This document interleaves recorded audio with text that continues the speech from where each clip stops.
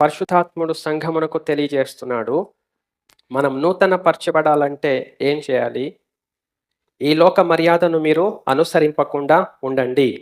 ఉత్తమమును, అనుకూలమును, సంపూర్ణమును అయున్న దేవుని చిత్తమేదో పరీక్షించి తెలుసుకున్నట్లు మీ మనస్సు మారి నూతన మగుట వలన రూపాంతరము పొందుడి. చూడండి, మన మనస్సు మారి నూతనం అవ్వాలి. ఎలాగ నూతనం అవ్వాలి? క్రీస్తు యేసునకు కలిగిన ఈ మనస్సు మీరును కలిగి ఉండుడి. ప్రభుకున్న మనస్సు ఏంటి? తన సొంత కార్యములను మాత్రమే కాక ఇతరుల కార్యములను కూడా చూడవలెను. చూడండి, ఈ లోకంలో నీతిమంతులు చేసే పని ఏమిటంటే, మేము నీతిమంతులం, ఎవరికి ఏ హాని చేయము, మా మట్టుకు మేము చూసుకుంటాం, మా మట్టుకు మేము జీవిస్తాం. ఇది క్రీస్తు మనస్సు కాదు. మన మట్టుకు మనం ఎట్లాగో జీవిస్తాం, అది కూడా తెలియకపోతే పశువులు అంటారు. అది గొప్ప సంగతి కాదు. మన మట్టుకు మనం జీవిస్తూ ఇతరుల కార్యాల్లో కూడా మనం సహాయం చేయగలగాలి. అది కుటుంబంలో నుండి ప్రారంభించబడుతుంది. కుటుంబములో తల్లిదండ్రులు, పిల్లలు, తోబుట్టువులు, అక్కడి నుండి ప్రారంభించబడుతుంది. తర్వాత సంఘం, విశ్వాస గృహం, తర్వాత సమాజం. ఇప్పుడు ఏమి లేవు ఇవి. ఒట్టి మాటలు, అబద్ధాలు, వేషాలు, తంత్రాలు, కుతంత్రాలు, చాలా భయంకరం. అలాంటి స్థితిలో మనం ఉండకుండా జాగ్రత్త పడదాము.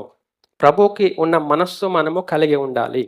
ప్రభుకున్న మనస్సు ఏంటంటే ఇతరుల కార్యంలోనూ కూడా ఆయన చేయూతనిస్తాడు, అంటే సహాయం చేస్తాడు. ఆపదలు ఉన్నవారు, దిక్కులేని వాళ్ళు, సమస్యలు ఉన్నవారు, అప్పుడు వారికి సహాయం చేస్తారు.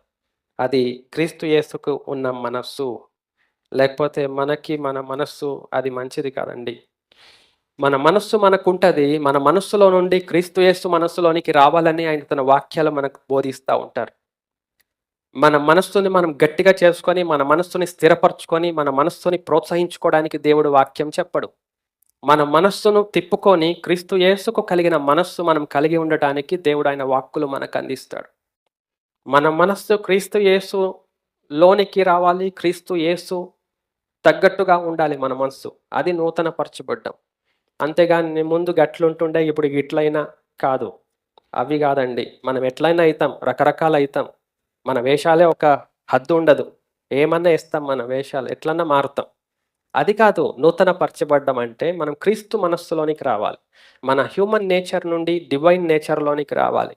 మన హ్యూమన్ యాటిట్యూడ్స్లో నుండి డివైన్ యాటిట్యూడ్స్లోకి మనం రావాలి. అది నూతన పరచబడ్డము, అది రూపాంతరం. అలాంటి ట్రాన్స్ఫర్మేషన్స్ మనకు కావాలి, అలాంటి ట్రాన్స్ఫిగరేషన్స్ మనకు కావాలి. కానీ లోకములో ఉన్న విధంగా భౌతికమైనవి కాదు.